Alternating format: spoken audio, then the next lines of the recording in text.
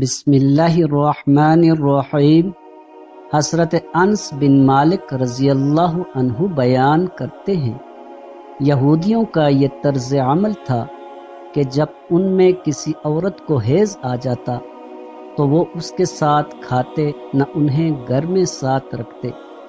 پس نبی صلی اللہ علیہ وسلم کے صحابہ نے آپ سے مسئلہ دریافت کیا تو اللہ تعالیٰ نے یہ آیت نازل فرمائی جس کا ترجمہ ہے، وہ آپ سے حیض کے بارے میں مسئلہ دریافت کرتے ہیں۔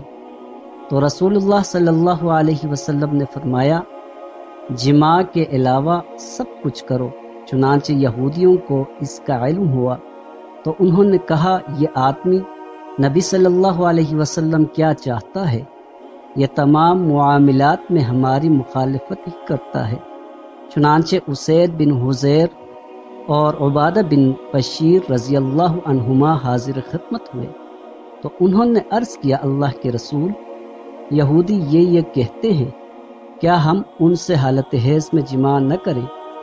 اس پر رسول اللہ صلی اللہ علیہ وسلم کے چہرے کا رنگ بدل گیا، حتیٰ کہ ان دونوں نے خیال کیا کہ آپ ان دونوں پر ناراض ہو گئے ہیں۔ پس وہ وہاں سے چل دیے۔ انہیں دودھ کا ہدیہ ملا جو نبی صلی اللہ علیہ وسلم کی خدمت میں بھیجا گیا تھا۔ چنانچہ آپ نے کسی شخص کو ان کے پیچھے بھیجا اور انہیں دودھ پلایا، جس سے انہوں نے پہچان لیا کہ آپ ان پر ناراض نہیں۔